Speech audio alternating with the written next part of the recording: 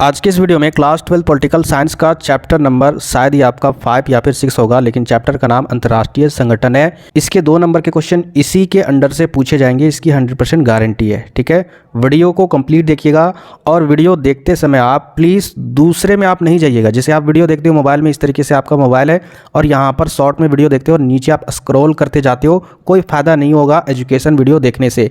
आप वीडियो को कम से कम मोबाइल को इस तरीके से लैंडस्केप में ले लीजिए, यानी पूरे तरीके से सारे मोबाइल में आपको वीडियो कर लेना है। इसके बाद ही वीडियो देखना और समझना है, क्योंकि सब्जेक्टिव अगर आप समझोगे नहीं तो क्वेश्चन के आंसर एग्जाम में नहीं लिख पाओगे।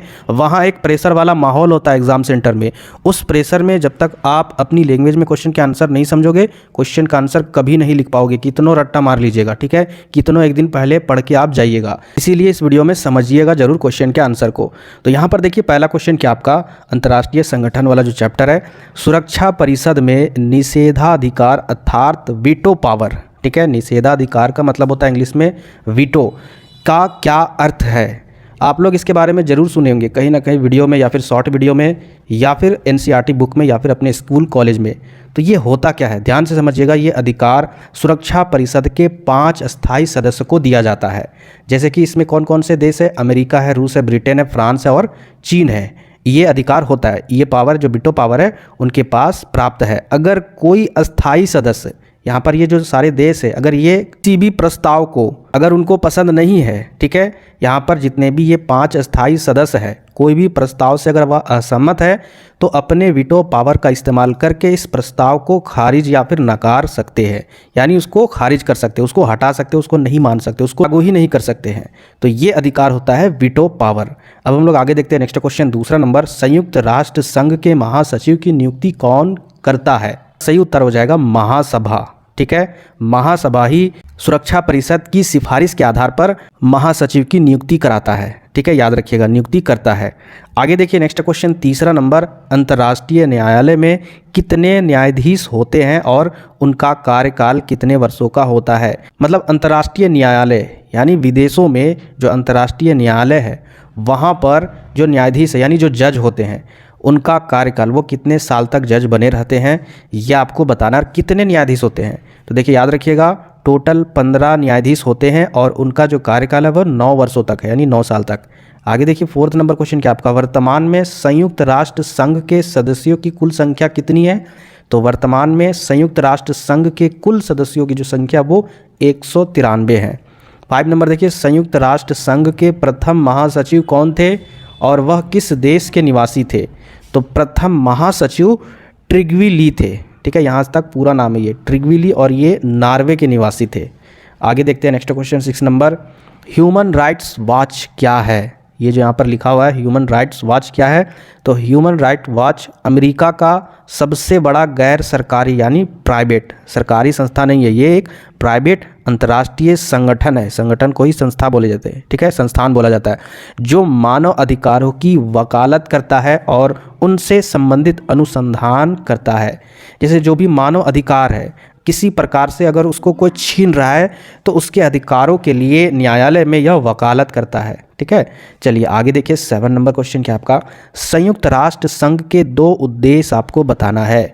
जितने भी क्वेश्चन मैं यहाँ पर करवा रहा हूँ बहुत ज़्यादा इंपॉर्टेंट है, इग्नोर बिल्कुल भी नहीं करना है। तो देखिए संयुक्त राष्ट्र संघ के 2 उद्देश्य क्या है। पहला, अंतर्राष्ट्रीय शांति और सुरक्षा की रक्षा करना, सभी राष्ट्रों के बीच में समान अधिकारों और आत्मनिर्णय सिद्धांतों के आधार पर मैत्रीपूर्ण सहयोग का विकास करना। यानी अंतर्राष्ट्रीय स्तर पर युद्ध जैसी अगर भावना पनप रही है तो उसको कंट्रोल करके शांति व्यवस्था को लागू करना। किसी तरीके से किसी अगर देश पर कोई दूसरा देश हावी हो रहा है, ठीक है, तो उसको सुरक्षा या फिर रक्षा प्रदान करना, ये काम संयुक्त राष्ट्र संघ का होता है। इसके अलावा जितने भी राष्ट्र हैं, ठीक है, अंतर्राष्ट्रीय स्तर पर सभी को समान अधिकार देना। इसके अलावा मैत्रीपूर्ण सहयोग विकास करना। ठीक है, आगे देखिए नेक्स्ट क्वेश्चन क्या आपका 8 नंबर, एमनेस्टी इंटरनेशनल क्या है। तो जिस तरीके से यहाँ पर देखिए मैं आपको बता रहा हूँ, ये जो संस्था है ना ह्यूमन राइट्स वॉच, ये जो संस्था है अमेरिका का ही है, गैर सरकारी यानी प्राइवेट एक अंतर्राष्ट्रीय संस्था है। ये क्या करता है, मानव अधिकारों की वकालत करता है। उसी तरीके से यहाँ पर जो ये आपका एमनेस्टी इंटरनेशनल है, ये भी एक गैर सरकारी संगठन है जो मानव अधिकारों की रक्षा के लिए पूरे विश्व में अभियान चलाकर मानव अधिकारों से जुड़ी प्रतिवेदन को तैयार कर प्रकाशित करता है। एक संस्थान वो है जो वकालत करता है, ठीक है, और ये जो संस्थान है ये अभियान चलाकर मानव अधिकार से जुड़े प्रतिवेदन को तैयार और प्रकाशित करता है, ठीक है। सभी को पता चले कि उसका अपना अधिकार क्या है, मूल अधिकार क्या है, इसके बारे में यह अभियान चलाता है। तो ये एमनेस्टी इंटरनेशनल है। आगे देखते हैं नेक्स्ट क्वेश्चन 9 नंबर, संयुक्त राष्ट्र संघ के 4 प्रमुख अंग के नाम बताइए।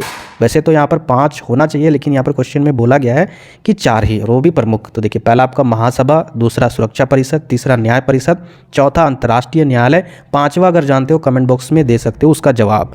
आगे देखते हैं नेक्स्ट क्वेश्चन 10 नंबर, संयुक्त राष्ट्र संघ का प्रधान प्रतिनिधि क्या कहलाता है।